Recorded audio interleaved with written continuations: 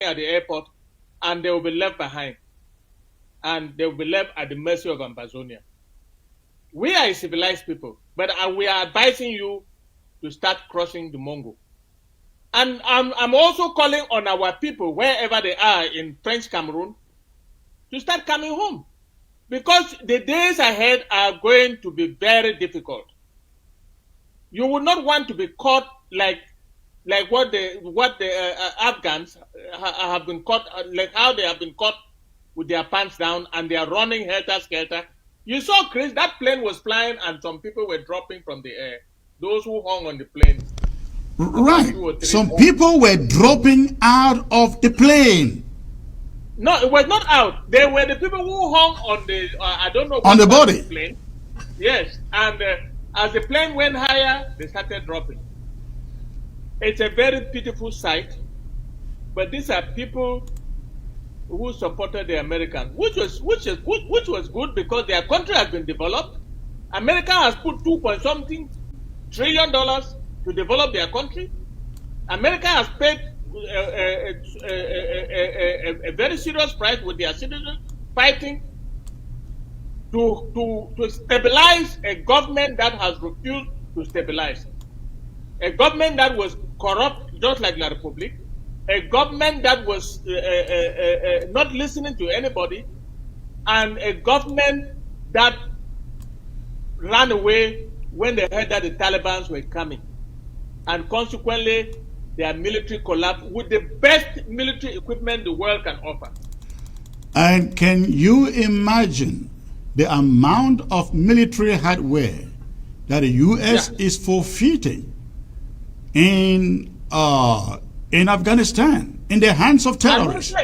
America is not stupid, Chris. America is not stupid. Afghanistan is going to become an ally of America. They left those things knowingly, and they will. It wasn't knowingly, but it's a John. It wasn't knowingly. It wasn't knowingly. How would you knowingly leave your weapons in the hands of your adversary? You have been there for 20 years fighting them. Listen, Chris. The Americans knew about the advancement of the Taliban a long time, about 2 or 3 months ago.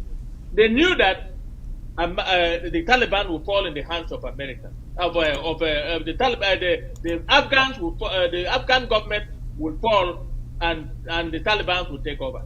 They did nothing to recuperate their equipment. No, then they were working for Afghanistan, but not. Even though they were supporting that government, they could not continue to fight a civil war in the place of another citizens of another country. What else do you expect America to do? America did what they had to do. They have put in $2.something trillion. They have lost men, and that is the price to pay for freedom. They have left you, and they want to see the Taliban act like Saudi Arabia and all the other Arab countries, Muslim countries. Can you hear me now? All right. Yes, Dr. Mongwa, I can hear you now. Just get your camera stabilized. Let me bring you in, actually. And before I bring in Dr. Mongwa, ladies and gentlemen, those of you watching on the social media, suddenly we were cut off by Facebook and we just had to restart it. Please go ahead and invite others. Let them know we are back on. Let me bring in Dr. Mongwa. Dr. Mongwa, hope you can hear me, and sorry for your technical difficulties. There is nothing we could do from this end. You have been listening to us all along from the onset of this show. Just jump in and tell us what your take is on the issues that we have been talking about, please. Okay, let me just start from the beginning regarding the annex in Buea, which is such an embarrassment and actually a disgrace, because this thing has been the tradition of Francophone Cameroon from the beginning of independence. If you look very carefully, that's not the only area they went into. If you go to the Acha Hospital, it's been moved to the Western Province. You even go to Mbingo Hospital, they have annexes in the Western Province. You even go to the churches. The churches have moved to La République du Cameroun. This is not the first time.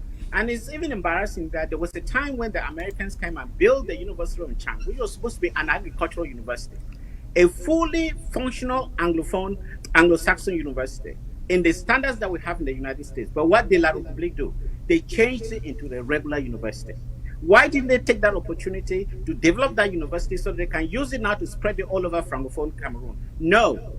They turned it into a regular university, and today they come, pretending that they want to use the University of Buea to become the basis for them to develop their agricultural facilities.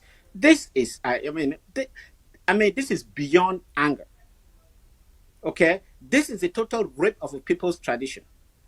And even look at Ombe. They transformed Ombe. Ombe now is a regular school, and yet they brought some fictitious technical schools where all they were trying to do is to sell the French language. And today we have little to show off for.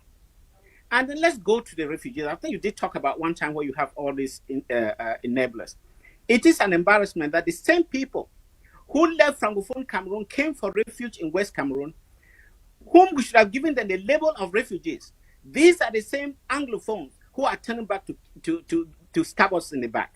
These are the same people.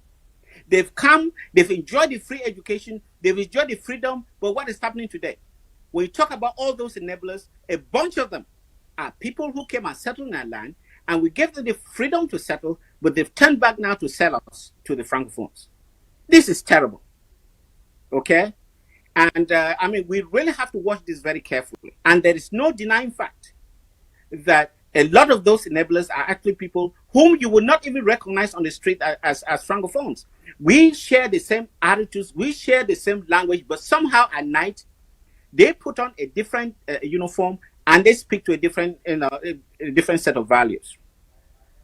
And that is what is making this war even a lot longer than what it should be. Because you have people among us whom you trust and you feel that we share the same values. But somewhere they take the information that we try to put together and they sell it to the enemy. Well, talking about the Americans, I think Barrister So was actually on target. If you look back into history, I'm not a student of history, but at least I was interested in world affairs. If you look into history, you realize that the Second World War, when Japan was conquered, the Americans didn't just walk away. They stayed back to put institutions. And look at Japan today. That's one of the strongest partners that America has. Go to Germany, the same thing happened. They didn't just conquer Germany and walked away. They stayed back and they put infrastructures, they put in institutions. Look at the relationship between Germany and the United States today. That's one of their strong partners. And I believe the same thing is going to happen with Afghanistan. Maybe on the short term, you can think that Americans have lost, but they have the ability to put in controls. And what do I mean by controls? They sat back and they were able to build institutions. From those institutions will grow a new elite, a new thinking group of people in Afghanistan who will reconnect with the world. That is important because, if you listen to the news yesterday, it was made very clear that the new Taliban can come into government. They have to make sure that they respect the human rights. They have to make sure that they recognize the rights of women. They give them a set of rules. Just assume that they don't do it. Of course, they will catch them somewhere else. When they go to the World Bank, when they want finance, they want to fund certain institutions, they will have a lot of roadblocks. They may actually have sanctions against that country. How are they going to survive? Even if you look at core Islamic countries, they are not practicing the mundane Islamic law as the Taliban seem to be projecting. Look at Iran. Of course, the women don't go around with with covered faces or staying at home. They are all professional women, and that's what the modern world accepts. Even go to Saudi Arabia. They started changing laws so that women are free. They can do whatever they want because they understand that that's the only way you can connect with the rest of the world. So I don't think Americans have failed. They've actually put in the seed for a future Afghanistan that will connect with the world. And that's Dr. Mongwa, let me ask the same question that I put to Barrister John. What does Ambazonia, not really Ambazonia, what does La République du Cameroun learn from this, what is going on in Afghanistan? Oh, there is a big lesson to learn.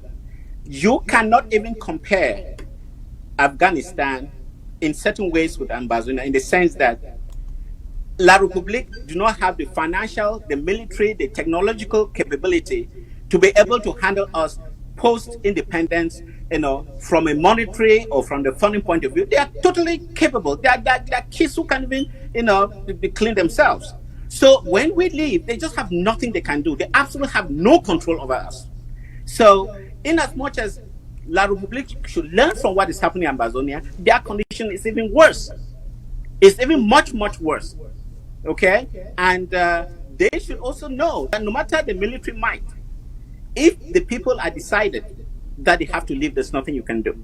And there's something that we have to learn from this short-term failure of the Americans. And I think what the Americans have done is that they've shifted away from what I call engineering controls to administrative controls, instead of actually trying to enact a certain policy that will physically change things on the ground. They say, no, we are going to use the administrative through funding, through sanctions, and so on and so forth. Okay? But what we should learn from this is that you can't compare apples with oranges.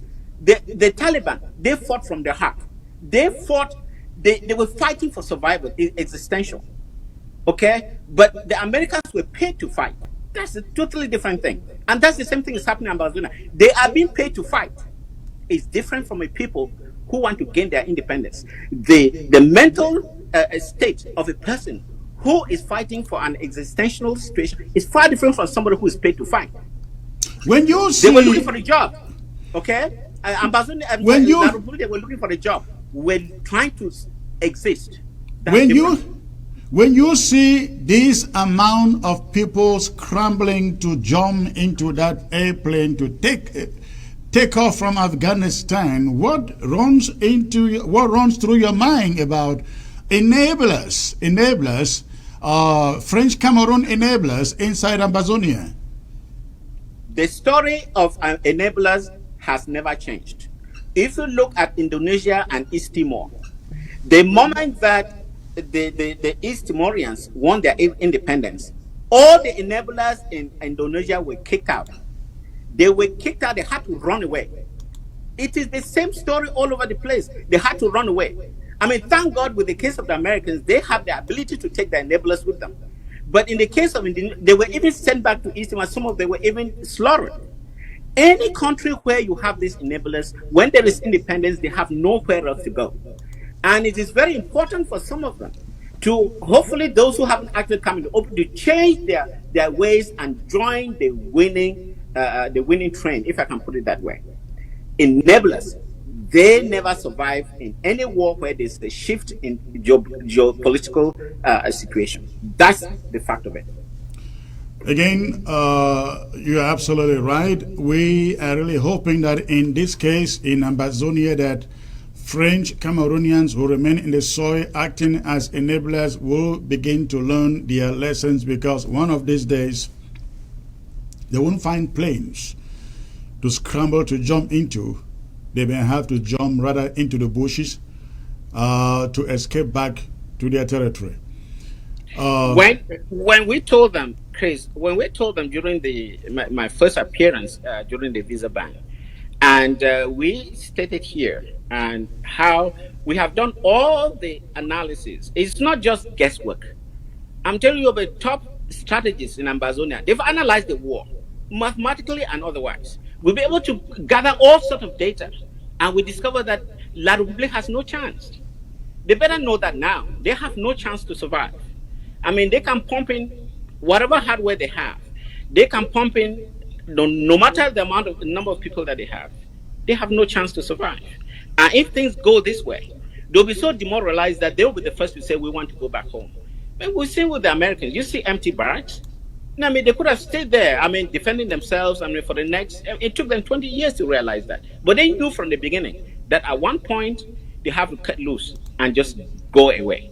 And that's the same fact we have right now as far as Amazonia is concerned. Well, thank you. Let me get back to Barrister John. Barrister John, one of the subjects that I discussed earlier today was about this lockdown, the lockdown in Bali. That is going for, I think, it's almost a month now that Bali has been locked down. and we continue to stand with Bali in that lockdown. However, I listened to an audio coming from, I don't know whether it's the spokesperson for Mezam, announcing a county-wide lockdown.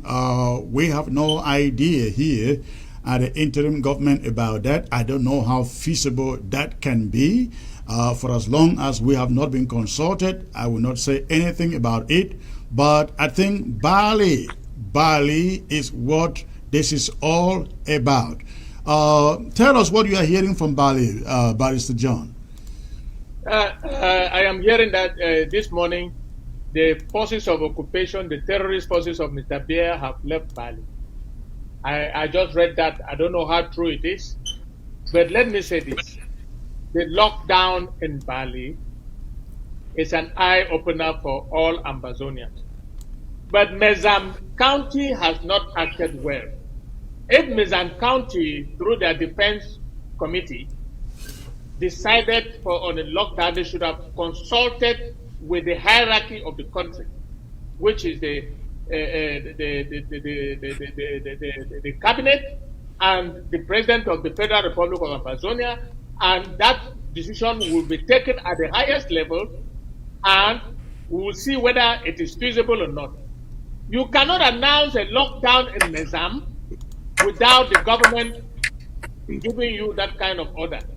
I am surprised that Commandant Wilson, who is the chair of the Defense Council of Mezam, did not do anything to contact the DSS, to contact the interim government, central government, for that decision to be validated before it could take root, and that is not too good for Mezam.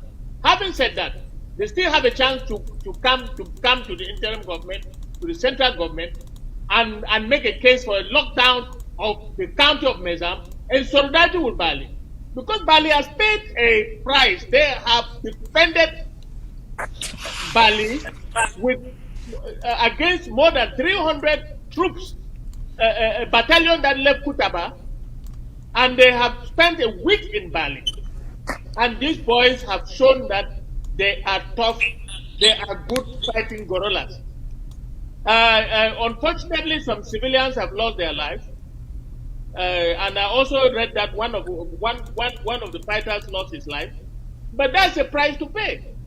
But I am saying that Bali will remain in lockdown, but Mezam, until you consult with the central government, the Federal Republic of Amazonia, you cannot solely declare a lockdown of Mezam.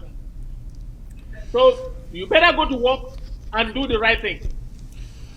And talking about that, you are absolutely correct. No, when I listened to that announcement in the audio, I was wondering.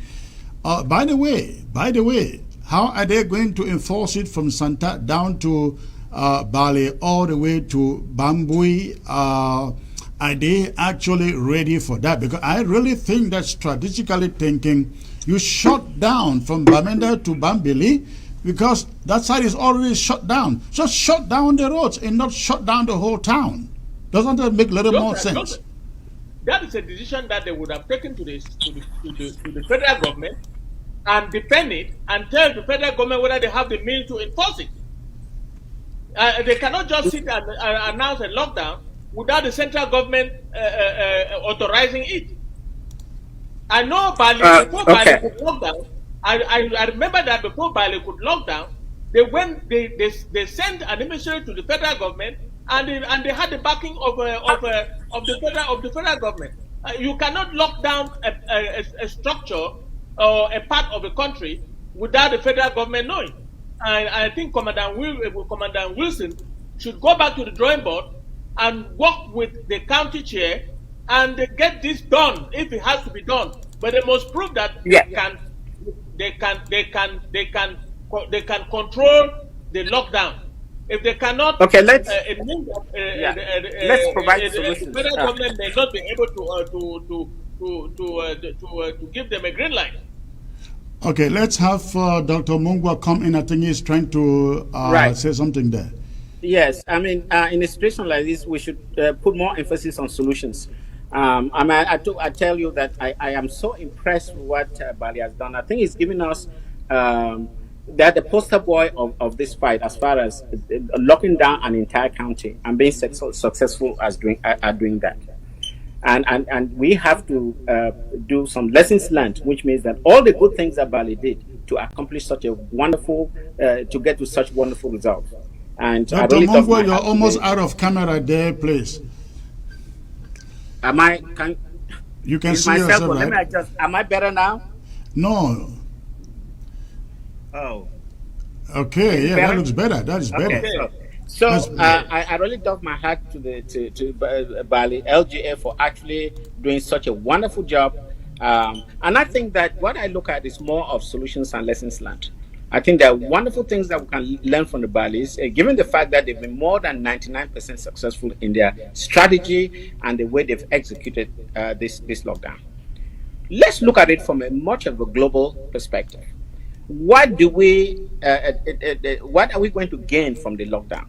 In the case of Bali, you've actually blocked resources that normally leave one part of the country all the way to La Republic. We should look for all those arteries, main arteries, and strategize and lock them down. Because these people are still enjoying the fruit of our labor.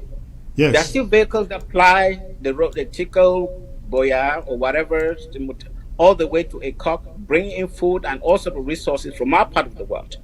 If we can target this axis and lock them down, not the entire country, just to make sure that nothing leaves our territory to that territory, that would be the gradual shutdown, bleeding of La Republique, because we have been very successful in this economic sabotage. I heard a very disturbing audio from somebody. I don't want to name that person. And that person was claiming that, we claim that 90% lockdown. However, whatever Mutengene is active, there are people walking down the road, there are soldiers all over. That is not the objective of this fight. The objective of this fight is to bleed La Republique in terms of economic dependence on Ambazonia. We are making ourselves a liability. We may not kill all the soldiers resident in Ambazonia, but we'll make sure that they do not sell anything in the international market that comes from our soil. That's been the objective of this fight. And I hope all the leaders of LGAs, of counties, understand this objective. Okay? It doesn't mean that La Republique soldiers will not be loitering around. They may, but they have a short lifespan in terms of their country being able to sustain them while they're in Ambazonia. That's the objective, economic sabotage. And I really, really support the gentlemen who did whatever they did in the northern zone and those who did it in the southern zone. Economic sabotage. That's what is bleeding La Republique. It's not necessarily killing the soldiers, although that is part of the emotional component of this fight. So let it be clear, we are making Ambazonia a big liability to La Republique, so that one day they say, please leave us alone. We can no longer carry you. It is impossible for us to survive with you on us. That is the objective of this fight, and I think we are going in the right direction. Barrister John, I see you trying to say something. Yes. Apart from economic sabotage, the objective of Bali, and which I think is the objective of Mezam, is to make sure that La Republique does not circulate with its vehicles, pass through Matazem, go and pass through Tuba and enter Ngokutunja and Bui. That's one of the objectives. It's a very important objective. I agree with Dr. Mongwa that it's primordial, but the military circulation in our territory is even more primordial because of loss of life of our citizens. Therefore, when I look at the lockdown of Mezam, I am looking at the total closure of Matazem, which means that no troops can leave La Republique du Cameroon and enter the northern zone anymore. And I'm also looking at the lockdown in Tuba, which was attempted. It was slightly successful, but because of lack of means, Tuba may not have been able to sustain it. To make sure that no troops leave Bamenda and enter Ngokutunja or enter Bui as easily as that. So that is the objective of the lockdown. And I take this opportunity to thank my brothers in Bali because they have successfully made the sacrifice. And there is no vehicle, military or otherwise, that can go through Bali. And I want also to remind our people that Mamfe Ekok has been in the hands of our restoration forces in Manu. Correct. And that is a serious economic sabotage for La Republic. I think it is the biggest one because the amount of money that La Republic du Cameroon makes on that stretch of the road between Mamfe, Kumba, Boya, Douala is in the hundreds of millions on a daily basis. Yes. But and our now, fighters in Manu have been able to lock down Mamfe Ekok, so nothing enters from Nigeria anymore. And the fighters in Manu control the road. They control the road. All the checkpoints along that road owned by La Republic du Cameroon have been destroyed, burned down, and they all escaped anyways. La Republic du Cameroon is nowhere to be found on the road from Mamfe to Ekok. And even from Mamfe to Bamenda now, you will not find them because the Bali has locked down from Bamenda. Right. And it's difficult for any military circulation. That is the objective. Dr. Mungwa, let me get back to you before we move to another subject. Absolutely. Barrister John, absolutely correct. I think we are trying to weave the same strategy into one, both economic and the move from military personnel, because they are hand in hand. So that is the second layer. We started with total economic sabotage. Now we've come to a level of stability where we can now say that we can isolate the economic sabotage and also add on circulation of military vehicles and making sure that our civilians are protected. And that is sort of putting it into little packages so that we can deal with these terrorists in a very effective way. And I think the strategy that was born by the Sako administration 1 or 2 years ago is actually coming into fruition just now. And that is we are going in the right direction. And Bali has shown us the roadmap on how such can be achieved on a grand basis. It has actually demonstrated on very practical terms to the other LGAs, to the other counties, that this is how you do it. We don't have to go learning from a textbook. It's already been shown, and everybody sees it all over the world, that Bali has been very, very successful in making this happen. It's not through roadblocks, as the military thought it was. They thought they were going to find roadblocks that they will, tear it down and go back in triumph, as they always try to use that word. But you realize that it was more of a mental thing and orderliness within the community that made it work. Well, thank you, gentlemen. I hope that the rest of our restoration fighters on Ground Zero, they're listening to us. This is a strategy that I really believe can cripple La Republic du Cameroon in less than no time. And there is more coming, Chris. That's not the only one. There are others coming. Just the beginning. Yes. All right. So let's move to another subject here, and this had to do with the report that French Cameroon president returned home from his stay in Switzerland in Europe. I know Barrister John doesn't like to hear this, but you have no choice. You have no choice. Let me say this.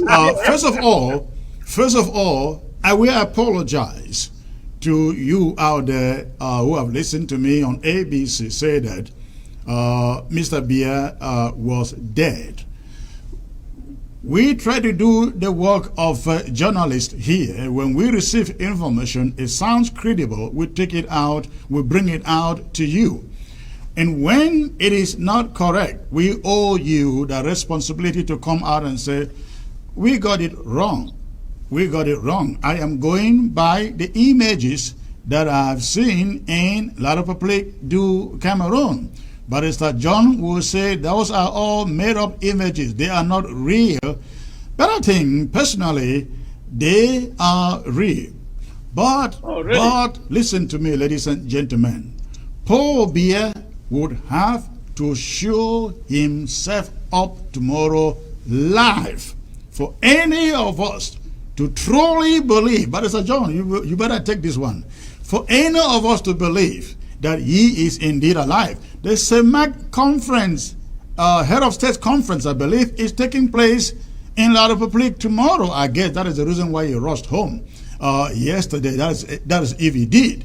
So, if Paul Biya is indeed alive, if he is indeed alive, and the images that we see from CRTV of him returning home to all the old people there, if it is true, we will have to see him live tomorrow at that CEMAC conference. Until then, if we cannot find him there live, addressing that conference and talking to the people like they want us to believe he was talking to the people arriving the airport, then there will still be a big question hanging. Where is Paul Biya? Is he dead or alive? But Barrister John, you want us to believe he is dead. Tell us why you defy those images even when you see him coming out of the plane and walking like a dead man alive. Chris, I hate to puncture your bubble. I don't know how many times you will apologize, but let me tell you, my position has not changed. I stand by it. Take a look at the video that you now believe. Take a look at it. You saw him standing and talking to Nyat Njefenji, two of them standing. I want to tell you from my sources, Nyat Njefenji is in Bangante. It's a pack of bones and only a head can be seen and sitting on a wheelchair that he cannot even get up in Bangante as we speak. I don't care what anybody thinks. I stick by my guns. All those are videos hurriedly put together. That is the old videos that some have been brought and some are live because what do they call him again? Safami Dongo when I brought women to come and dance. But let me tell you. So are you telling me these are old videos? Listen to me. Your ABC carried a very, very, very detailed editorial this morning. And in that editorial, I also believe that you don't believe the editorial. So you mean this guy coming out of the plane is dead? I don't believe it either. I don't believe it either. Look at the way he's walking there.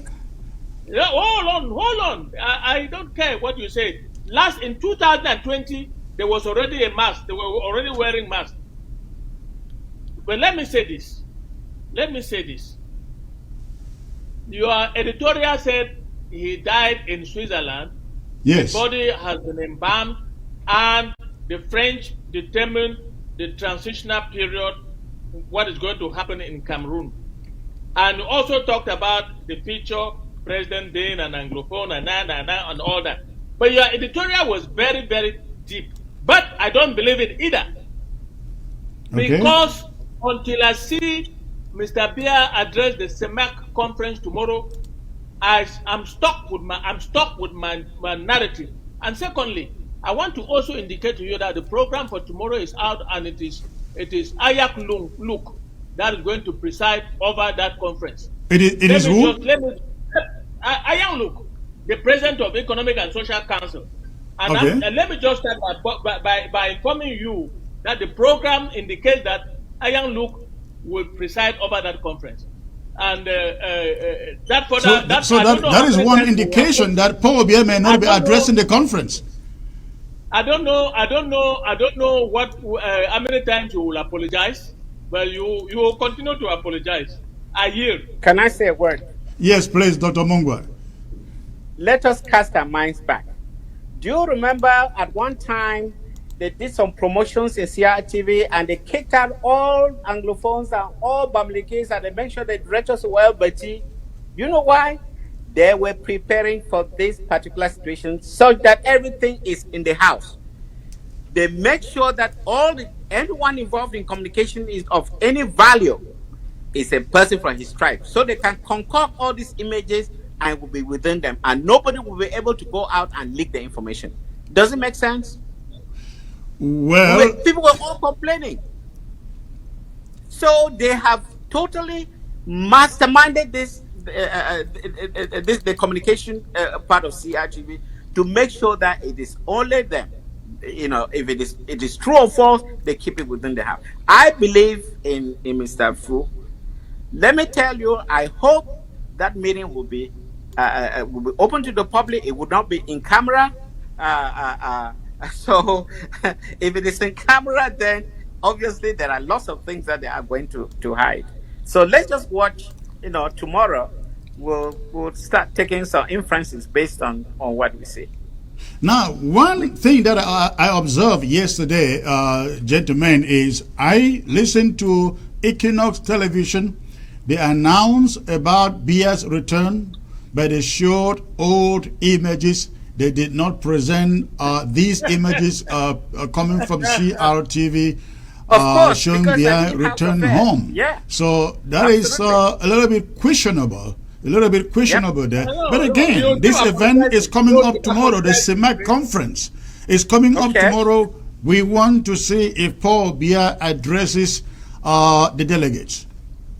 Regardless, one more thing. I don't want to Barrister hear John voices. first, then Dr. Mungwa. I don't want to hear voices. I want to see Mr. Bia in that conference live. And I want to see him address the conference live. If you bring voices and superimpose voices on that conference and tell me this, the program that I got word of is already indicating that Ayang Luke is going to preside over that conference. I hope that you will keep apologizing again tomorrow, Chris. Look, what is going to happen tomorrow is something that may impact the entire CEMAC region. And I don't see why the president will not be the person to open such an important meeting where they may actually move away from the CFA. He is the chief signatory of this financial partnership with the French. And I wouldn't imagine how somebody else will be sitting in to talk on his behalf if he is not, if he's alive. I mean, the second thing is, if you look very closely on that picture, which I know Nyat Defenji, as Barrister John just said, is somewhere in Bangante, virtually an invalid. If you even look at Bia, you discover he was highly medicated. I think he's lost his hearing because he was just moving like a kid who just arrived in kindergarten for the first time.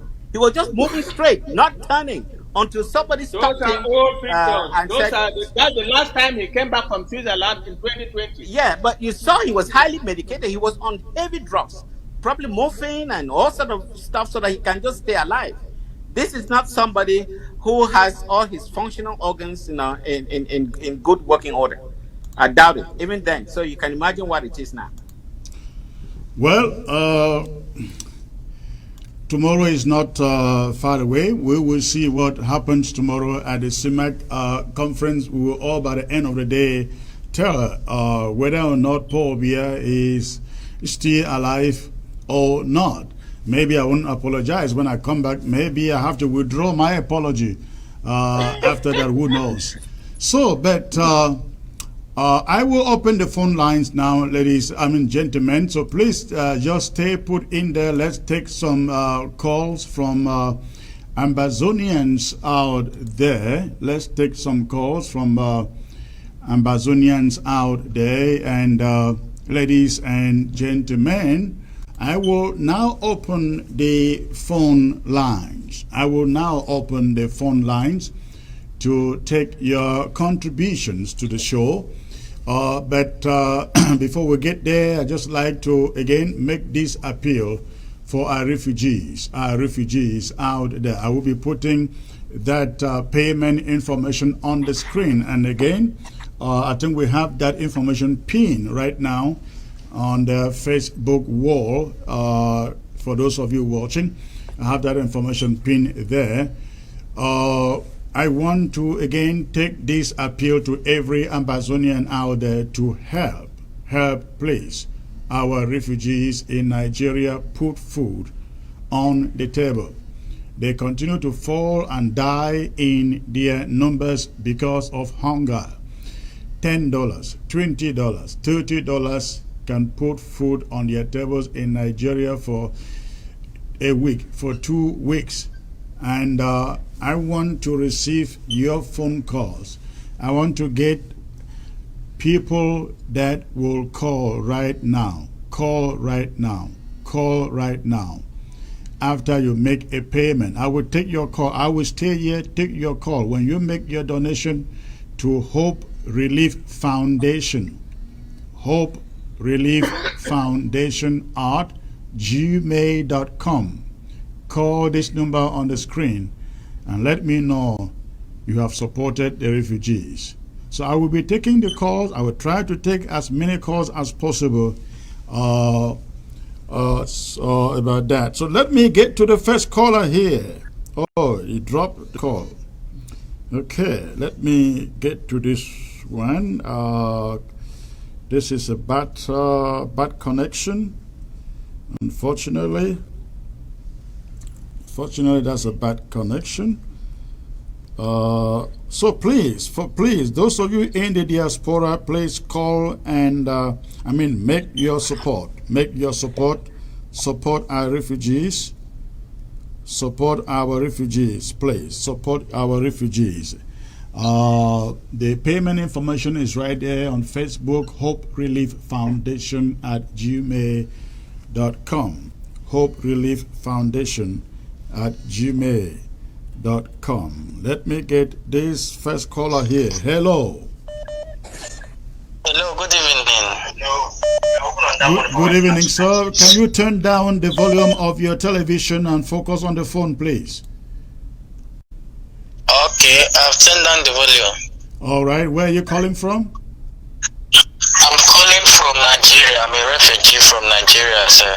Okay. I want to appreciate your work. We have been following up with what you're doing, your discussion. In fact, they are encouraging. But please, as a refugee in Nigeria, one thing that made me to put this call online is that concerning the refugees, there are a lot of questions that have been going on in the refugee community. People have been asking questions. What are those questions? That the interim government have been sending things to the refugee up, some assistance, but they are ending halfway without reaching the people who are supposed to have these things. What is the interim government trying to do? My question is, what is the interim government trying to do if these things are being given to the refugees? If truly people give $10, $20, as you said, how is it going to reach the vulnerable truly in the refugee settlement in Nigeria? That's my question, sir. Thank you. We are not asking the vulnerable, the refugees, to do contributions. No, we're asking Ambazonians here in the diaspora, especially in Europe, the USA and elsewhere, to support you on the ground. I'm talking about the distribution. When the interim government comes out there to distribute food, they expect that if they are coming to certain settlements, if you live in the vicinity and not in any of the camps, you walk there or you move there and take part in the distribution. Get your own portion. That's the only way, I guess, to do it. All right, let's get to the next caller here. Hello. Hello. Hello. Hello. Hello, I can hear you. Good evening, Safety Chris, and greetings to Barrister Mungwa and Barrister Fru.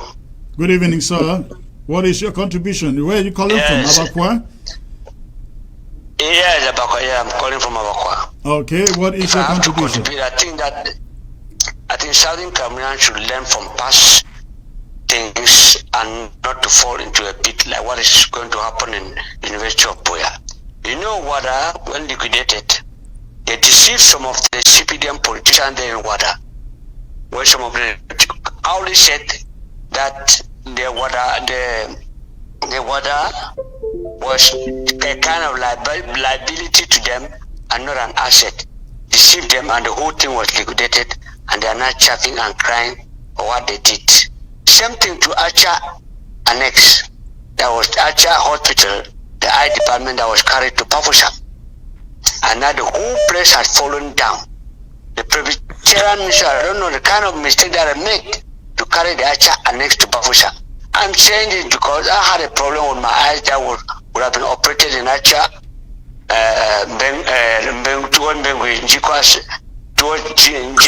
yeah. The same problem that I had, one friend with whom I was working together had the same problem. We went to Acha when he paid 300 and something thousand francs to the Francophone people. But I went to Bingo Annex and I paid only 67,000 francs and my two eyes were operated upon.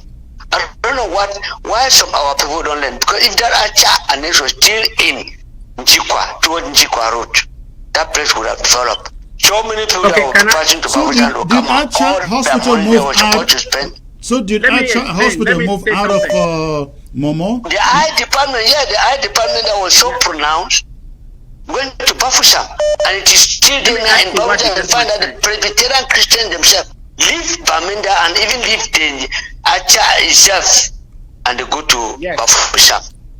And for what reason did they move it to Bafoussam? I don't know. This I was having Kamran, they don't let. I don't know what is wrong. I don't know how they deceive them. Okay, hold on, caller. Hold on. Let Dr. Mongwa say something here. Go on, Dr. Mongwa. I really welcome what that caller has said. It is a very important point. Let me tell you, it was a basic deceit. Can you imagine that the Acha hospital that served Southern Cameroons with a very efficient eye department, they came and told the administrators that, listen, the road to Acha is so bad. Let us take it to Bafoussam where access is better. Instead of fixing the road so that more people should come to Acha, they preferred abandoning it and taking it to Bafoussam. So that access is better for who? For the if it was an issue of the road, why didn't they take it to Mbengwe or just next door to Bamenda? I'm telling you that that's how some of our politicians are so short-sighted. Even if that were the case, how much will it take to invest in that road when you have a capital investment in terms of an eye hospital in Acha? Don't they have the right to have had that road in order to develop that hospital? And so that is the country of the Munas. That is the country of the Acha Rose. That is a country of the late SDF guy. That's correct. I've forgotten the name. That gentleman has brought up a very important point. Just because of road, so they don't. For us, if it is not, if they send anything that is worthy, take it away. We cannot do any investment in your environment. But that is coming to bite them now. Let them bring their soldiers and see what is going to happen to them. Yeah. All right. People think that whenever you do something, you think you'll always win. One day, you discover that was a big error.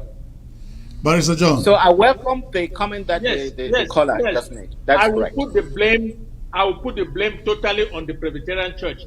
Their quest for money.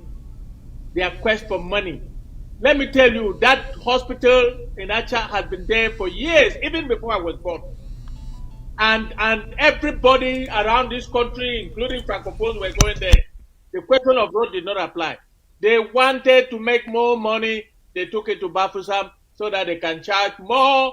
Francophones will come there. There will be many Francophones. And the mission of the church in that area was defeated. I blame the Presbyterian Church. So that is lack of corporate responsibility. But that is the fact. It's very unfortunate what we have been through in our own country. Let me get to the next caller here, please. Hello. Hello. Hello, sir. Where are you calling from? I'm calling from Cameroon. You mean La République du Cameroon or what? I'm calling from Ground Zero. Precisely where? Which county? Okay, I'm coming from Chang. Okay. And what is your contribution, sir? Mr. Chris, my contribution is I used to follow you on Facebook live. Hello? I'm hearing you. Go on. Okay, as a renowned journalist, as a Secretary of State for Communication in Amazonia, I think you should not give information from a hearsay. Pierre is very, very, very alive. I'm sorry to say this. Pierre is very, very, very alive. What are your proofs? As a reporter. Are you a reporter? Yes, I'm a reporter. For what media? I'm a freelance photographer. Okay. So those images, they are not mounted. Those are clear images. There's nothing else. Hello? Yes, go on, hearing you. Yes, Pierre is very, very alive. Those are not images. However, you don't disagree with the fact that until we see him tomorrow addressing CEMAC, right? Do you have a problem with that? He may not be there, but he's why would he not be there when other heads of states are gathering in his home? Well, I'm just suggesting. I'm just guessing that he may not be there. But Why would you think he will not be there? Oh well, okay. Maybe he will not be. His health situation is very, very critical, but he's alive. Why are you vouching for him for his health situation? Why? Mr. Chris, what I want just to say is that as a renowned journalist. No, stop saying renowned journalist. I'm asking you the question. Why do you vouch so much for him? You live in Chang, not even in Douala or Yaoundé. I'm giving you the right information. From who? What is your source? I'm giving you the right information. All right, listen, thanks for the call. I hear you. Let's wait and see tomorrow what happened. You have a great night, sir. But it's like, John, this must be ticking you off. No. He has a right. He has a right to his opinion. Let's wait for tomorrow. But he doesn't have a right to his facts. Absolutely. All right, let's get to the next caller here. Oh, hello. Hello. Hello, sir. Where are you calling from? I'm calling from the Mezam County. Okay, and what is in your mind, sir? Yes, I have two things to talk on. I have to talk about the arrival of Jim Voodoo. Okay. And about the lockdown you are talking of. Yes, briefly so that others can call. You have only 1 minute. Yeah, I will talk about Jim Voodoo. Yes, go on. All those things are fabrication, as Dr. Fuso has been always saying. All those things are fabrication. What do you expect from the regime in Yaoundé to say? They say it's meetings to be held in Yaoundé tomorrow. Definitely they should stage such a scenario to make us believe that the president must have returned home for that meeting. And definitely tomorrow they will say, the president returned, but he was tired or he was sick or and other stories will be recounted. We should not allow ourselves to be deceived. We should not allow ourselves to be deceived. And then the second point again about the lockdown. That lockdown is very necessary. The only thing which is at stake is that the interim government has not been told. That is where their worries. If not, we are ready for that lockdown. That the entire Amazonian land should be locked down because they go into our interior parts of the land, kill our people. So I think the lockdown should really take place, what we want from Santa Matasm to anywhere in Amazona should be locked down. Thank you. Thank you, sir, for the call. You have a great night there. Let's get to the next caller here. I've taken this caller before, no need going back there. The lines are open, ladies and gentlemen. Go ahead, give us a call. Let's know what is in your mind. Let's get this caller somewhere from Europe. Hello. Hello. Hello. Yeah. Hello. May I know where you are calling from, sir? Yeah, I'm calling in Italy. Can you raise your voice or get closer to your phone, please? Yeah, I'm calling from Italy. From Italy, okay. And what is your contribution? Yeah, about the economic sabotage. Yeah. Hello? Yes, I'm hearing you. Go on. Yes, about the economic sabotage. Sir, you are breaking. Hello? Go on, I can hear you. Yeah.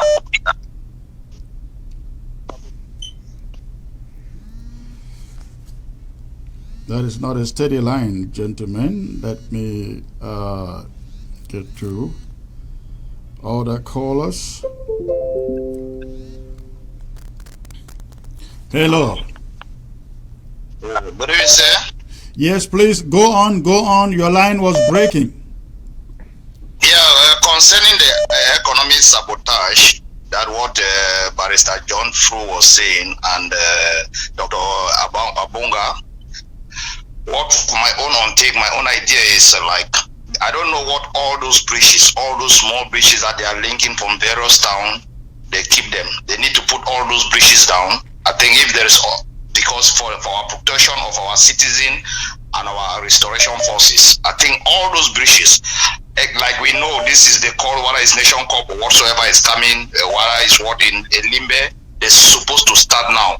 Those bridges from Boya, linking Boya to Mutengene, all they need to be go down. They need to be down. Everything, those the road that they are linking from the Saudi zone, from Northern zone, from Meme, they need to put all those bridges down because of those armor car. Because when they are coming, our restoration are fighting them. They will not get them because of those bridges. Because their trucks will come and stay behind. Then we'll know when we can target them. That is my own contribution, sir. All right, thank you, sir. Your opinion. We don't discuss strategy on television, but that is your opinion. Thank you for the call. Let's get to the next caller. Hello, sir. Hello.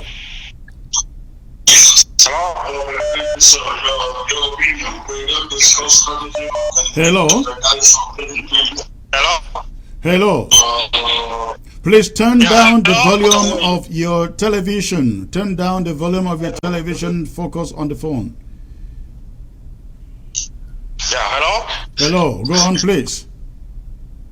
Yeah, good evening, Chris. I'm calling from the Scandinavian country. I'm Didi. Okay, sir. First, I would like to thank you for your monologue. Thank you. I would like to appreciate you for it. It was wonderful. There's one thing I want to say regarding the UB Akonon Linga. Yes. If you go memory lane, there was no polytechnic in Yaoundé. The polytechnic we have in Yaoundé today was in Bambili. Okay. Aijo district, yes, there was no polytechnic in Yaoundé. The polytechnic was in Bambili. Aijo district frontier that they had to transfer it to Yaoundé. And then he promised frontier that the language of instruction was not going to change. The polytechnic was transferred all the Anglophone students that were there, or certain Cameroonian students that were there, to Yaoundé. When it arrived in Yaoundé, Aijo said they were going to make it a bilingual polytechnic. Then from there, he changed his mind, said they were going to be teaching in French. And what finally happened was that all the Southern Cameroonian students that were carried from Bambili to Yaoundé dropped out because they could not meet all the French language. And they finally converted the thing to polytechnic that we see in Yaoundé today. It was an Anglophone idea. There was no polytechnic in Yaoundé. Do your findings. Thank you. Okay, thank you. That is new information that we're getting from you today. Thank you. Right. You're welcome. Yes. Okay, let's see who next is on the call. Okay, let me take one more call and then I will focus now on the cause for these refugees. Barrister John, Dr. Mongwa, we take one more caller before I let you go. Hello. Hello, yes. Hello, good evening, sir. May I know where you are calling from, sir? I'm calling from La Republique. From La Republique, precisely what town? Just beside the Lions Den. Just beside the Lions Den. Okay. What is your contribution? I've been following you for long. What I just want to say is I wish you should accept that call I would just call about, let's say, for announcing the death of the old man like that. Yeah. You shouldn't. I've always kicked against that, and I even comment last time that you don't have evidence. And we respect you people. You should not comment on useless like that. They are not useless, but we know if it is true, it will not hide. So please, let you people not suggest always things like that, because we respect ABC TV. We are following you. We are brothers. We are IDPs here. We follow you every day. And what I want to say again is that you people should not allow this fight, because if they defeat you people, we are dead. So tell me what you know. What authority do you have to think that this is not true? Of course, I have asked for an apology in that which Barrister John doesn't really think is the right thing to do. But again, as a reporter, if you get it wrong, you call it and you apologize, which is what I have done on behalf of ABC. However, we are saying here that tomorrow is when we really can tell whether Mr. Biya is alive or dead. There is absolutely no reason why he should not. If he is in the country and alive, there is no reason why he should not be showing up at that SMAC conference tomorrow. When we see him there tomorrow, I can agree with you totally that the man is not dead but alive. So, but if you hold to the contrary, what is your evidence? What information do you know? Hello. I think I lost that caller. All right. Can I just John, make a I give comment it to there? you. Oh, okay. Can I make a comment? Barrister John. You know. No, Dr. Mongwa, please. Okay. Just to refer to what the last caller said, the idea of Biya not being alive was not construed just by ABC. Correct. From Francophone media, even the French journalists RFI, and many other RFI. sources have RFI. Why is he putting it on us as if Biya now is not dead, then we'll all be dead? I mean, that's, to me, this is the fear mongering that has been spread among the Ambazonian community. We think that when we say something that the Francophones don't like, they'll come and just kill us. That's ridiculous. That's absolutely bull. We shouldn't succumb to such bullying. We did not create it. We did not. So they're going to kill the French as well? They're going to kill the Francophones as well because they said it? That's rubbish. We shouldn't even accept such attitudes here. This is it's a free country. That's what we are trying to build here.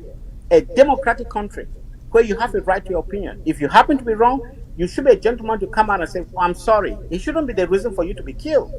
Well, it's one thing to have an opinion. It is one thing to make it news. When you make it news and it is not correct, if you're a professional, you must withdraw it and possibly apologize for it, which is what we're trying to do here. However, as you have said, we are not the only people who have announced Paul Biya's death.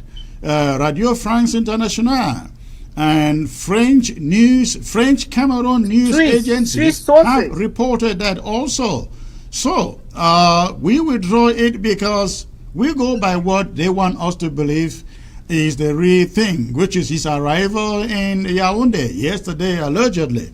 But again, tomorrow is not far. Barrister John. Yes, I can understand the caller because he's an IDP right there. He's afraid of persecution. But let me inform him that the first person who announced the death of Pierre is a francophone from Paris called La Panthère. At the very March 2020, La Panthère was the first to have now announced the death of Mr. Pierre, followed by RFI. And then RFI announced it, and a week after, I don't know what kind of manipulation took place. They withdrew it, yeah. They withdrew it. Look, let my comrade in Yaoundé stay safe, and he may not even call us.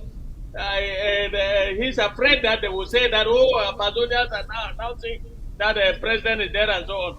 We are not the only ones announcing. We have just taken it in the middle. But from my standpoint, I knew it since March 25th, 2020. So it was not ABC. I take responsibility for that. All right. Thank you, gentlemen. I think I will let you go, and I will take a few phone calls just for Hope Relief Foundation. Barrister John, Dr. Mungwa, thank you. I hope to have you next time. This was very, very enriching. And God bless you, sirs. Thank you. Thank you. Okay, so ladies and gentlemen, right there in front of you on the screen, you have the email and the Cash App information for you to donate, support our refugees in Nigeria. I really want, if you have made a donation, text it. Let me know that you've made a donation. Text me your information on this number. I will just read it out. I want to see at least out of almost 900 people that I'm seeing here right now watching by way of Facebook, and there are also, I don't know how many are watching on YouTube. I want to see there are over 200 watching on YouTube. So please, I am pleading with you today.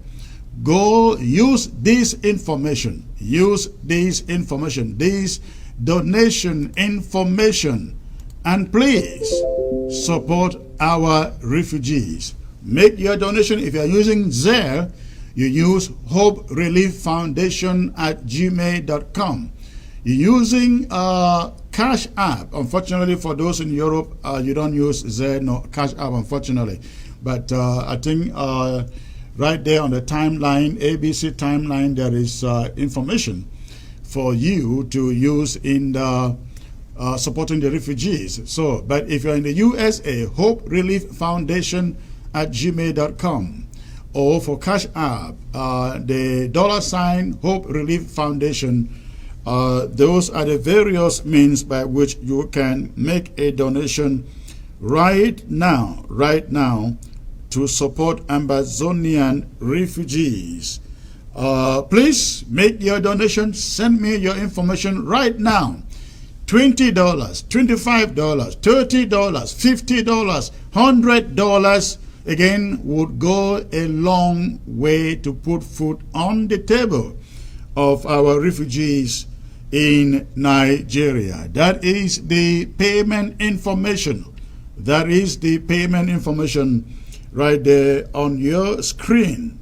Go ahead, make your payment. Send me your information. I will read your name. If you don't want me to read your name, but at least I will read your number so that you know it is an acknowledgement that we receive your payment. Go ahead and do that, please. Somebody writes, the blocking of the Metazem-Bamenda Road is necessary, but it seems there is no hiding place for our boys.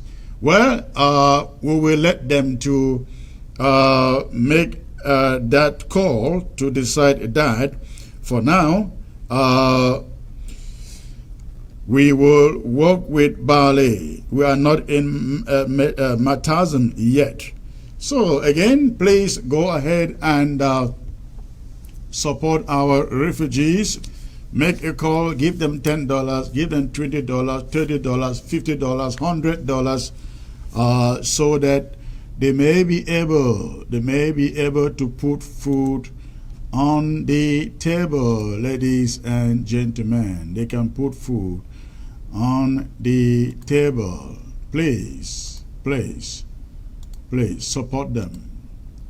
Support our refugees. All right. Okay.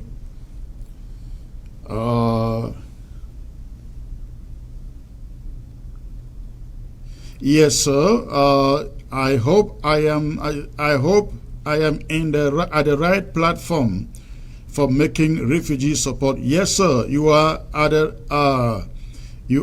the right platform. You are on the right platform. Go ahead. Use the information you find on the screen. Use the information on your screen to make your payment. The information is right there on the screen. Thank you for your kind gesture to our refugees. I am waiting to see people sending me their payment receipt so that I can acknowledge their payments. Good evening, Secretary Chris. I especially want to thank you for your humble self and the work you are doing. With you, there is hope. With you, it's a struggle, not a revolution. With you, Ayabacho, we have shame. Just a matter of time. With you, freedom is near. Watching from Menchum County, and good night. Good night, sir. Thank you for the message. Again, ladies and gentlemen, support the refugees. Support the refugees. Just wanted to confirm the payment information for refugees as to which payment details to use. Writing from Germany. Okay, yes, sir, you have the right payment details right here on the screen. So go ahead, use those details to make your payment. Again, no payment is too small. No payment is too small. $20, $50, $100 goes a long way. You know, a dollar in Nigerian naira is 500 naira. That is what it is. A dollar in Nigerian naira is 500 naira. So you multiply that, you see that your $20, your $50 easily adds up and put a lot of food on the table for those refugees. Okay. All right. I do not see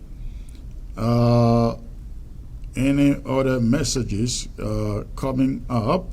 Again, if you have made a payment, just forward me your receipt to the number you find on your screen so that I can acknowledge you. And I want you to know that payment is not coming to me. That payment goes to the Department of Health and Social Services here at the interim government. They are the ones helping the refugees out there in Nigeria. They are the ones taking care of support for our refugees in Nigeria. So when you make your payment, it goes directly into the account of the Department of Health and Social Services here at the interim government. Hi to you there in the studio. I am in Douala, and I wish to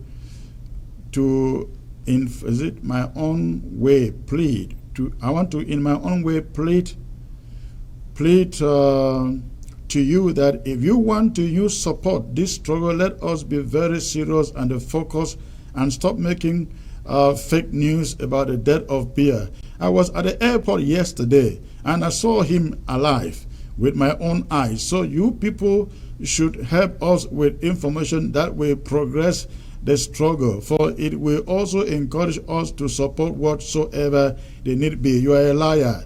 You were not at any airport. I don't know any Ambazonian who will drive from Yaoundé to go to the airport to go and welcome Paul Biya coming from foreign land. You are lying. Okay, all right. Let me take this other message. Okay, I am making my payment now by PayPal. Thank you, sir. Thank you, sir. All right. Yes, actually, you can use the same. I believe you can use this same email, hoperelieffoundation@gmail.com, to make a PayPal donation. It will come to HSS, Health and Social Services Department here at the interim government. Thank you, sir. Thank you from Germany. All right.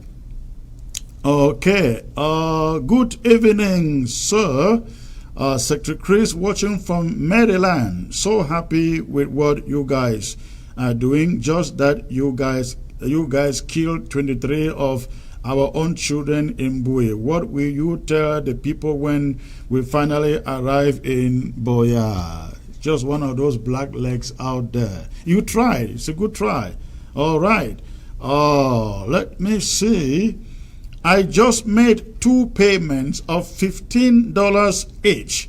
I hope that helps.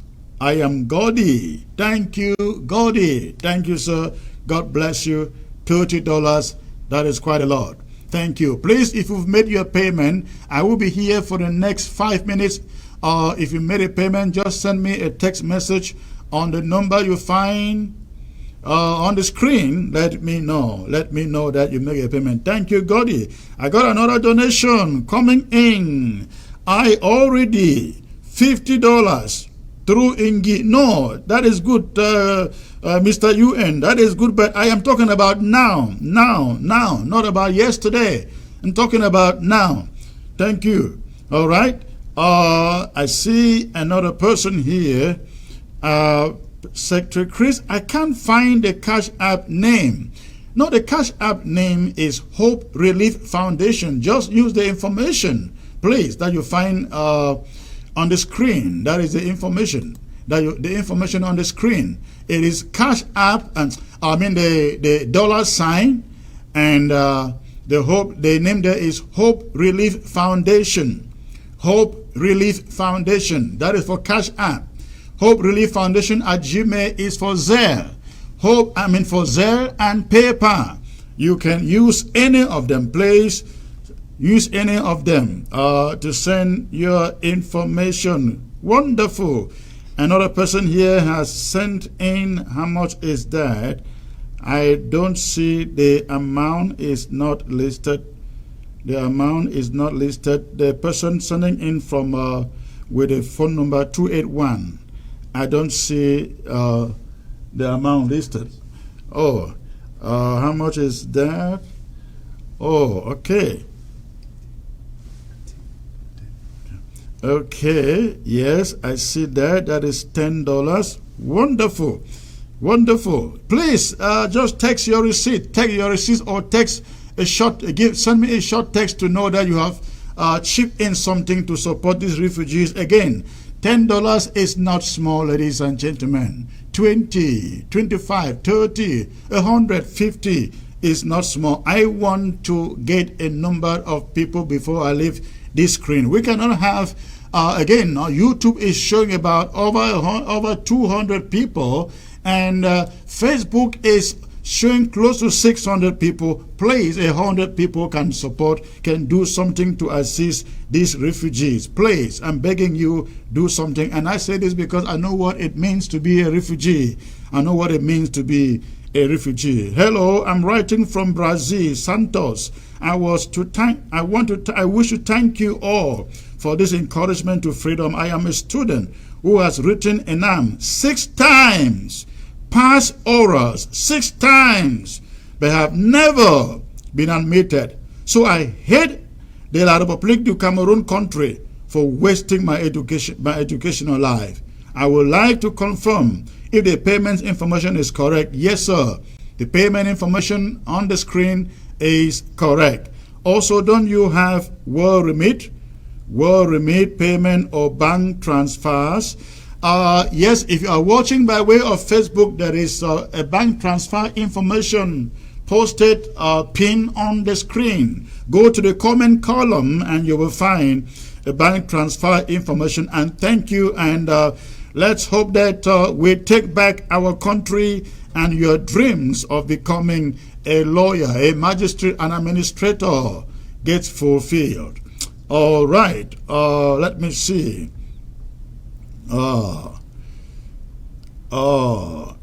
Let me take, let me see this other person here. Secretary Chris, I can't find the Cash App name. Oh, yes, I have done that, but the Hope Relief Foundation is not popping up. Well, I just don't know what to tell you.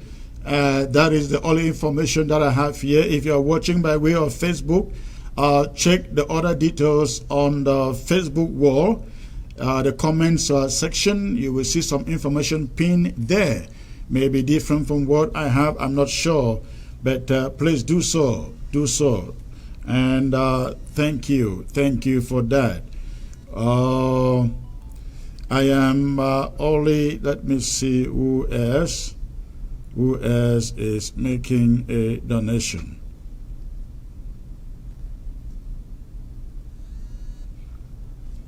All right. Let me say good evening. Our secretary, I'm in Mezam. Our problem is kidnapping from ADF here. We are begging on IG to help us. I can assure you, sir, that we are doing all that we can. In the recent times, we have seen the arrest of quite a number of those thugs in Bamenda belonging to the ADF. We will continue to do the best that we can to arrest that situation. Ladies and gentlemen, I am going to end it here for tonight. I see that Facebook has shut us down again for the second time. However, I think we have exhausted our time for the day. And for those of you on Ground Zero, I want to thank you. This person said, please, so many things here. So many things have been going on in Moyoka, but nobody is doing anything. The mayor, with a collaboration with the XDO, are doing a lot in this LGA. Thank you for the information. When we get all the details, you can trust that the restoration forces will be on top of it. Okay, I see Sylvia Knapp with a donation of $50. A donation of $50 to Hope Relief Foundation. And she actually used Cash App, I believe, Cash App. So I don't know why the other comrade could not find Cash App in our own system. Sylvia is able to use Cash App with a donation of $50. God bless you, ma'am. I appreciate that. Let me see. Who is this? Hi, I just sent $22.59. $22.59 by PayPal transaction. That is from Germany. God bless you, sir. Thank you. Please, again, we have the payment information right there on the screen. Go ahead. I see that, again, we are having cut off by Facebook for a second time. But I appreciate you. I think there's another payment here, I guess. I see a payment, a PayPal payment of $35. $35 from phone number ending in 4123. 4123. Thank you very much for having the mind to help our refugees. Again, Facebook kind of shut us down. I see people trying to regather. That is okay. Then, who is this? More grace, thank you. I see somebody. Hi, Secretary Chris. I love the show. Please always show those black legs so that we can help the restoration forces to track them down. I still remain a faithful citizen of Ambazonia. I don't want to read your names. I am blah blah Benley by name. Long live Ambazonia and short live the struggle. God bless Ambazonia. God bless you too, sir, and stay safe. All right. Let the guys of Cash App. Let the guys of Cash App, the spelling. What do you mean? The spelling is right there on the screen, sir. It is the $ Hope Relief Foundation. Again, $ Hope Relief Foundation. That is the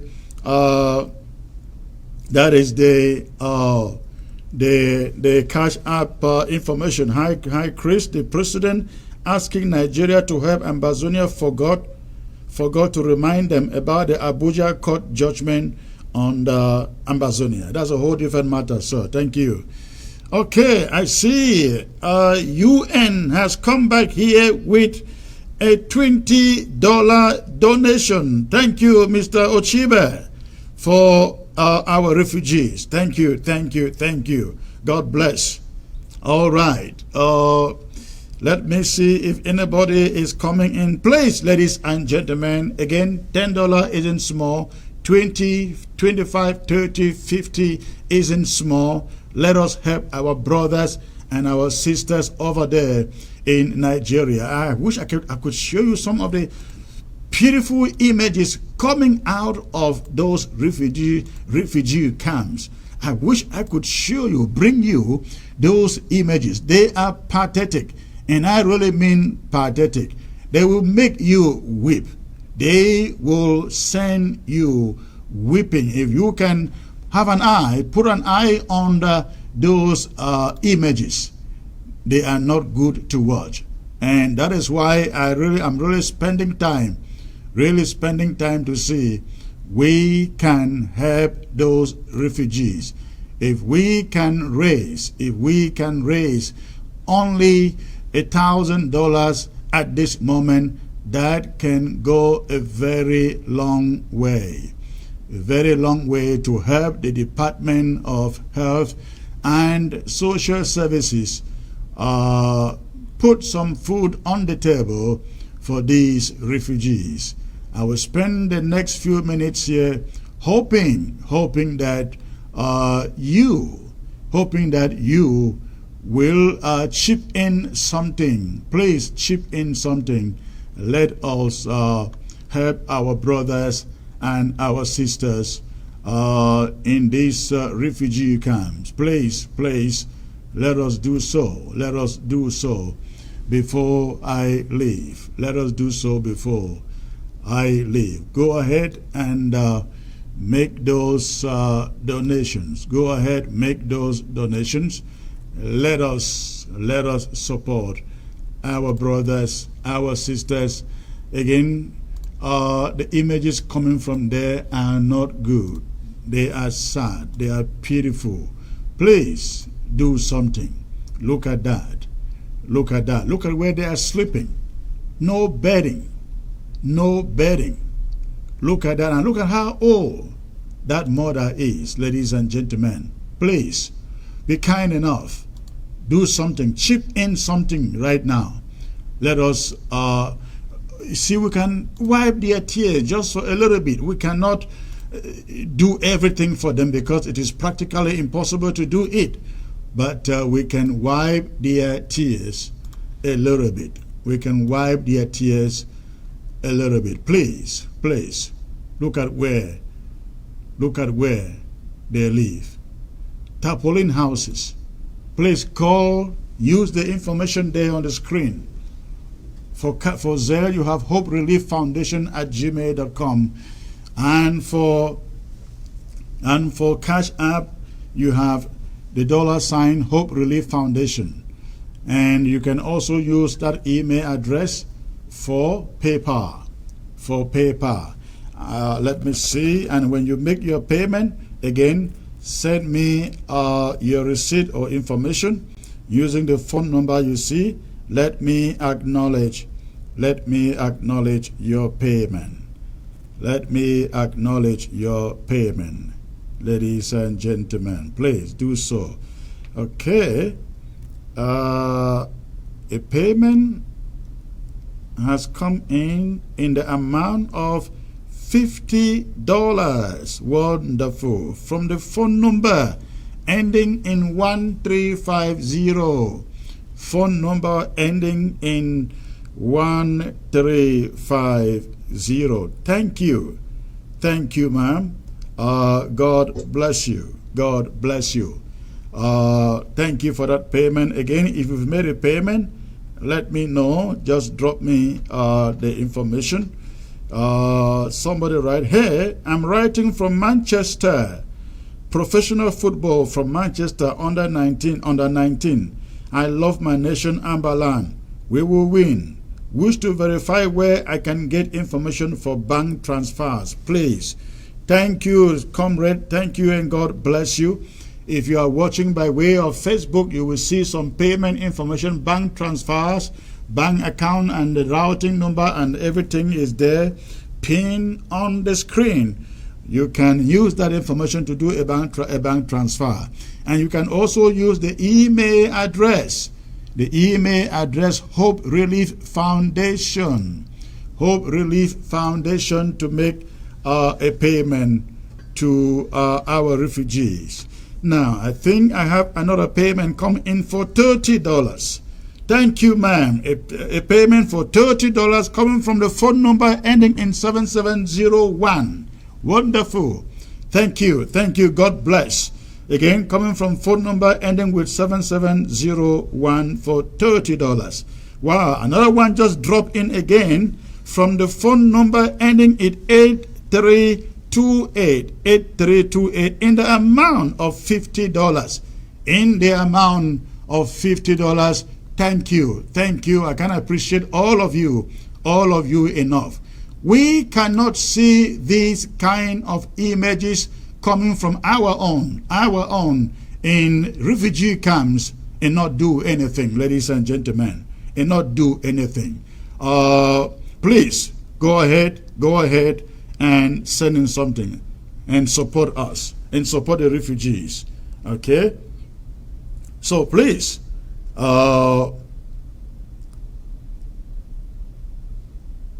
okay, ladies and gentlemen, I'm just receiving a statement here from La République du Cameroon stating that the president of La République du Cameroon will be at the CEMAC conference taking place tomorrow.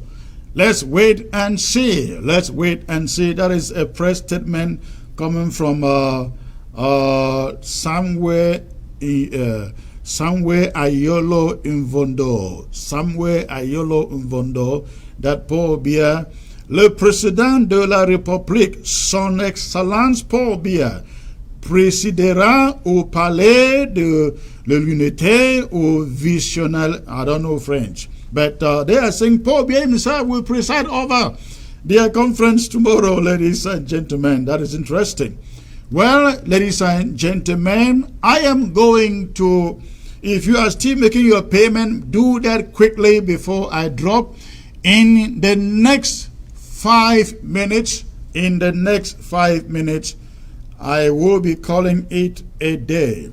I will be calling it a day here. So if you have made a payment and you want me to read it, you want me to acknowledge it, please go ahead and make it. Let me take this caller. Hello, sir. Hello. Hello, Secretary Chris.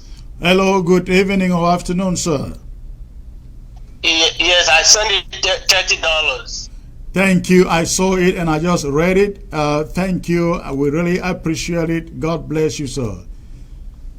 You're welcome, sir. Thank you. Thank you. Thank you. Thank you. All right. All right. Again, if you've made payment, I have 4 more minutes before I go. Drop that information. Let me acknowledge your payment before I leave. If you made a payment, drop your information and let me acknowledge it before I leave. Okay, somebody, I think, had just sent a Cash App payment. I think this must be a receipt. However, I don't see the amount This is coming from phone number ending in 4753. Phone number ending in 4753. Please let me know the amount that you have donated. And if you are still trying to send your own acknowledgement payment, your own receipt, so that we can acknowledge you, that is the phone number. That is the phone number you want to use. For the phone number ending in 4753, thank you. Let us know the amount that you have donated, because your text here does not indicate the amount. Info Kabe. God bless you. Let's know the amount. Okay, I think there is another payment here. Is it a payment? Let the guys of Cash App, Hi Chris, the president. Oh, I think I've read it. Some payment on the chart. Oh, some payment on the chart. Okay. Let me see. I see. Okay, I see actual Bua. Damien just made a payment of $15. God bless you. God bless you, sir. God bless you. I appreciate that. Wonderful. Is there another one? Oh, I see somebody, Joshua Chick, just donated $100 by Cash App. This is powerful. Thank you, comrade. God bless you for taking care of our refugees. That is so good to hear. And is there any other payment that I'm not seeing? I see. Okay, now I read this one from Achur. $15. Okay, and who else? Thank you. All right, ladies and gentlemen, I think I will call it a day here. Right now, I want to thank all of you, those of you who have supported this refugee cause. I think there's another payment here. I have paid $20. That is coming from Mr. I will read the first name, Richard. Thank you, sir. Thank you for your payment. God bless you. All right. So, having said so,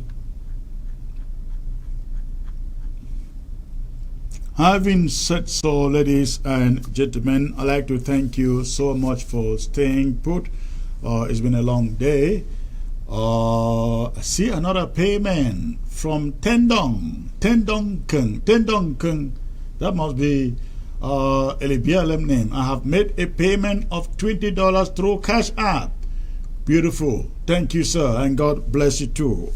All right. Again, ladies and gentlemen, we're going to call it a day here. Please, but I will encourage you, please go ahead if you can. Continue to support those refugees. There's another payment that just came in for $25 by PayPal with a phone number ending in 0860. 0860. Thank you, and again, we really appreciate it. Bless you. Is there another one through Cash App? Okay, from another person. All right. Okay.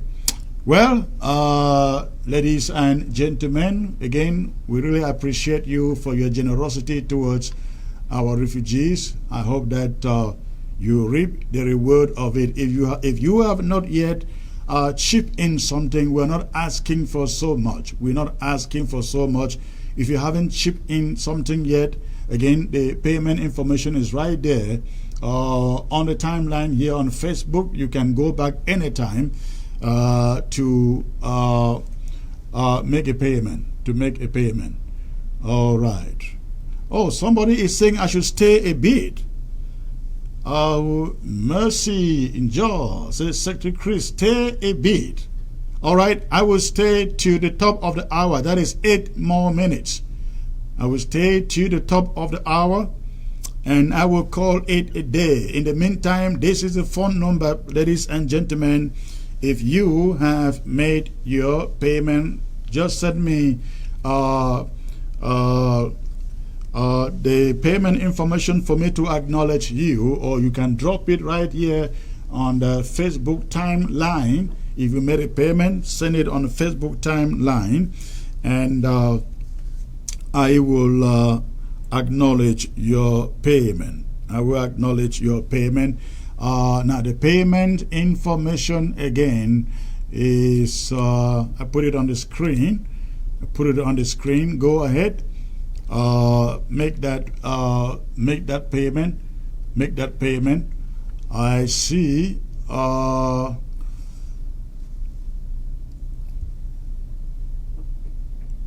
Again, you have the payment information right there on the screen. Go ahead, use that information. The email address you find there is good for PayPal and is also good for Cash App.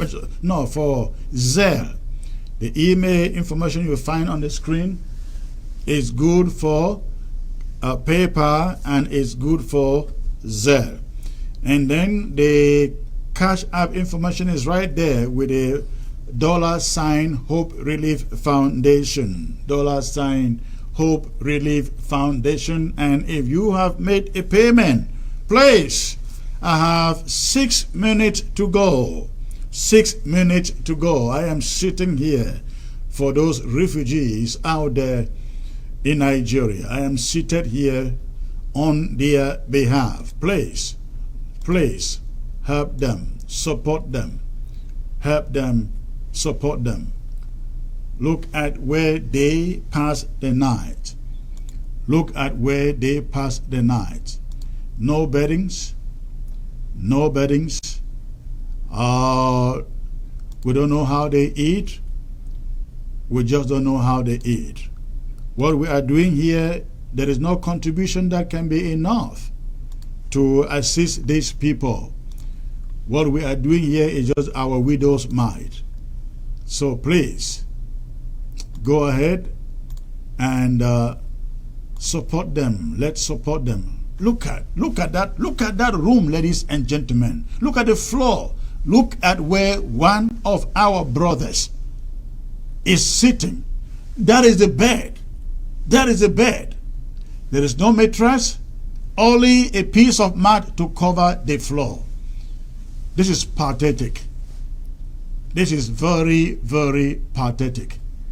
This is what war can do to a people.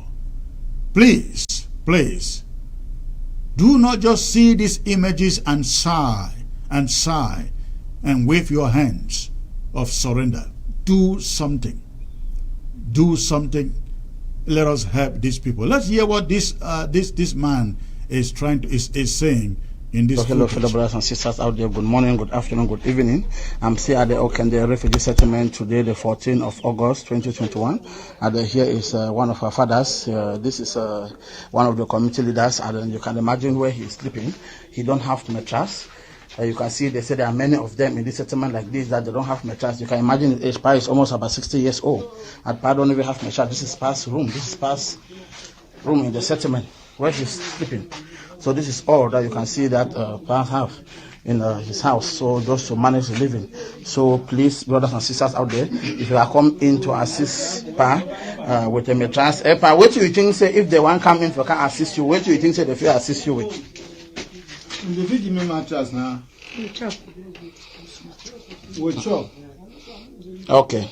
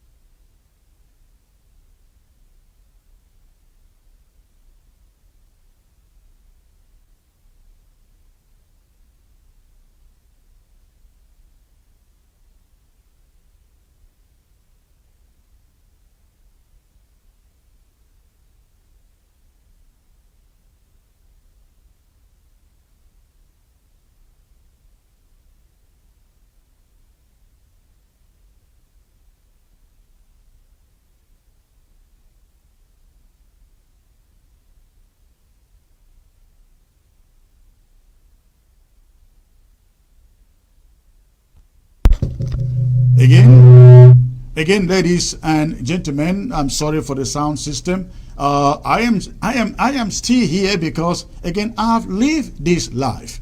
I lived this life in 1994 in Lagos, Nigeria. I slept on the floor, just as this part that you see here. I slept on a piece of mat. And there were days I didn't know what I was going to eat. I live at the mercies of people, running away from this regime in Yaoundé. And so I say this because I know what these men, these women are going through. Some have died because they couldn't find food to eat. So please, again, the payment information is right there on the screen. And if you have made a payment, let me know. Let me know. Let me acknowledge your payment. I see some payments have come in here. Let me see. I have just 1 minute left to go. I have just 1 minute left to go, but I see $50 coming from the person with the phone number ending in 4723. Thank you, sir or ma'am. Thank you. Really appreciate it. God bless you. I also see, I think, a payment in the amount of $20 coming from Imba. Wonderful. Thank you. Really appreciate that. Again, if you have made a payment, drop the information on the timeline on Facebook, or drop it on right on this WhatsApp number here. I see. Okay, it says I am muted. All right. So, thank you, ladies and gentlemen. Thank you, ladies and gentlemen. I think I will call it here for the day. May God bless you. May God keep you. May God protect all of you. We will get there. We will get to Ambazonia. There is a $100 donation sent in that just dropped in, like indulgences dropping in the like offering dropping in the payment.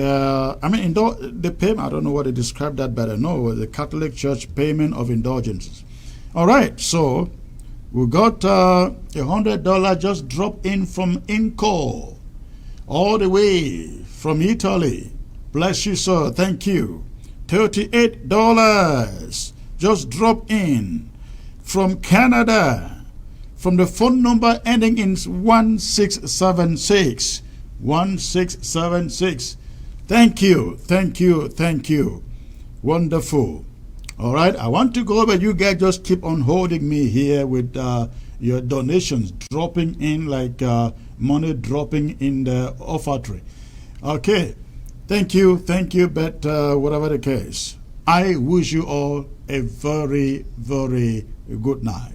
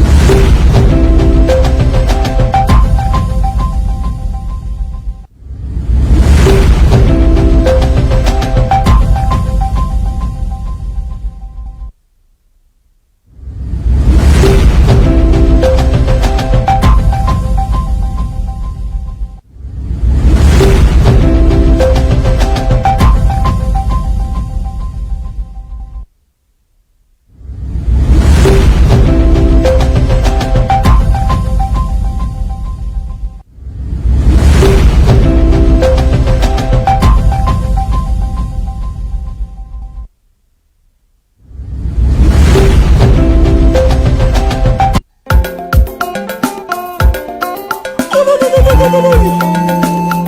no, no, no, no.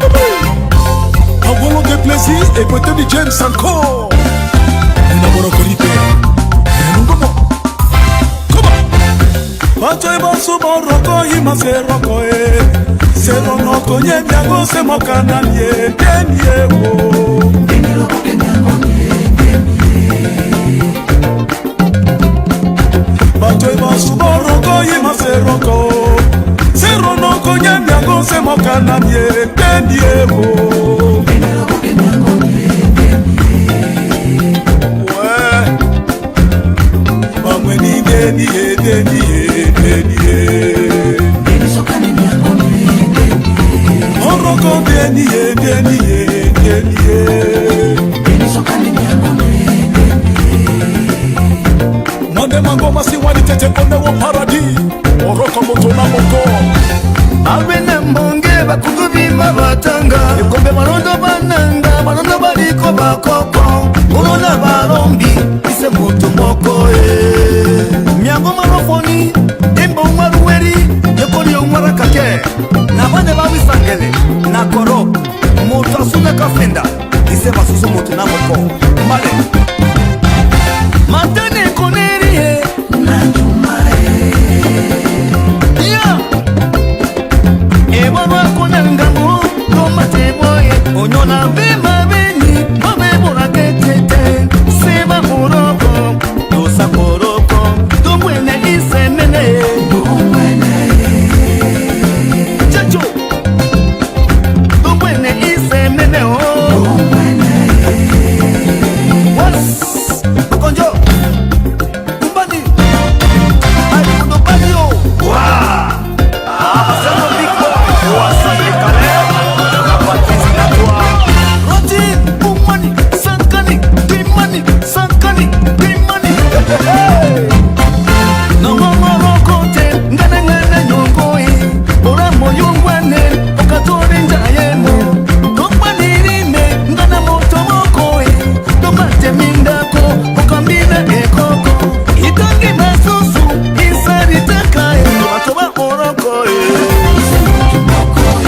Akoba oroko Akoba oroko Nuka kunde ndabae Nuka kunde ndabao Bangmeni ise na ise wo Oroko ise na ise Ise na ise wo Bangmeni ise na ise Ise na ise Ise na ise wo Ise na ise wo Ise na ise Ise na ise wo Ah, sema susu moto na moko Motaka sume penda Let us learn to help each other Wari yesu kuya mokere Hakesere wabuo Uya moneke fa moto wasaru waka emae Oroko let us love each other wo Ise na ise Ise na ise wo Ise na ise Ise na ise wo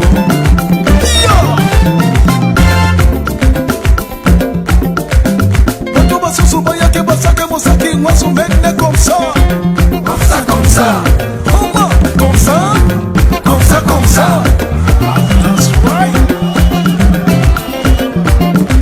Ima batoba susuba yake basake mosaki Mwasumene comme ça Comme ça, comme ça Ima comme ça Comme ça, comme ça Batoba susuba yake basake mosaki Mwasumene comme ça Comme ça, comme ça Comme ça Comme ça, comme ça That's right Ima batoba susuba yake basake mosaki Mwasumene comme ça Comme ça, comme ça Ima comme ça Comme ça, comme ça Mosaki Mwasumene Yeah Kuba Oroko pilas teno boso Oboso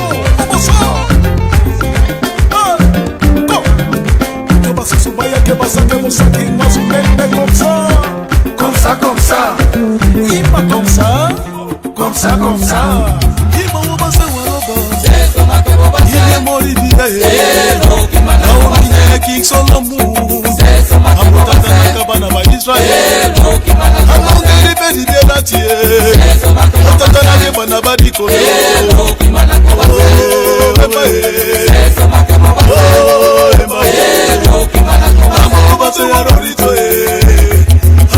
base ya rorito Amamo base ya borito Amamo base ya borito Oh,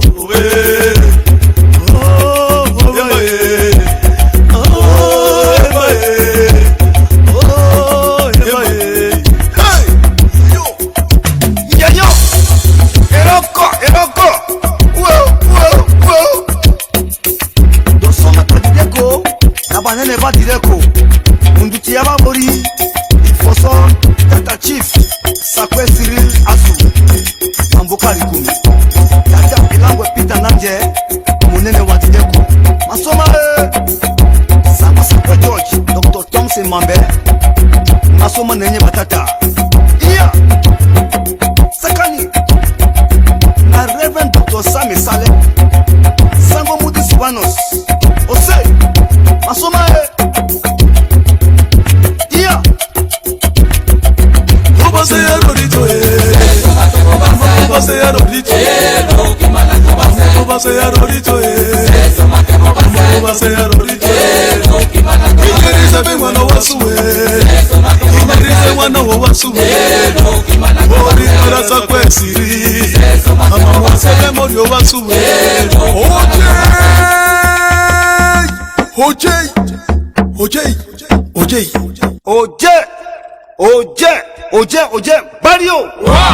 Bario Tata Chief Cyril Sakwe Mbane mbimo hii okay Zinga mavinge Kono Okakele Keke bapete bakasa ni biyongo Okakele Keke bapete bakasa ni biyongo Okakele Ima keke bapete bakasa ni biyongo Okakele bapete bakasa ni biyongo Okakele Ima keke bapete bakasa ni biyongo Okakele Keke bapete bakasa ni biyongo Okakele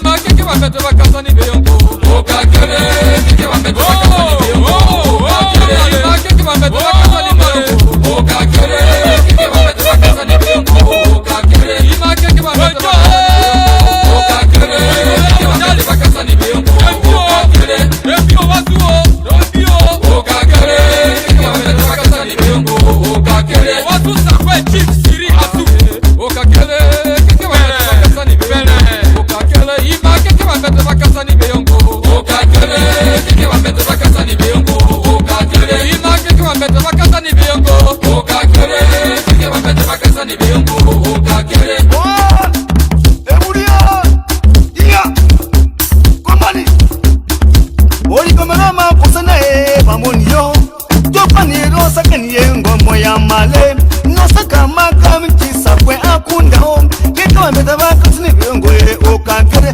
Keke bapete bakasa ni biyongo Okakele Keke bapete bakasa ni biyongo Okakele Keke bapete bakasa ni biyongo Okakele Keke bapete bakasa ni biyongo Okakele Dato Moke waibai ayake na patu Dato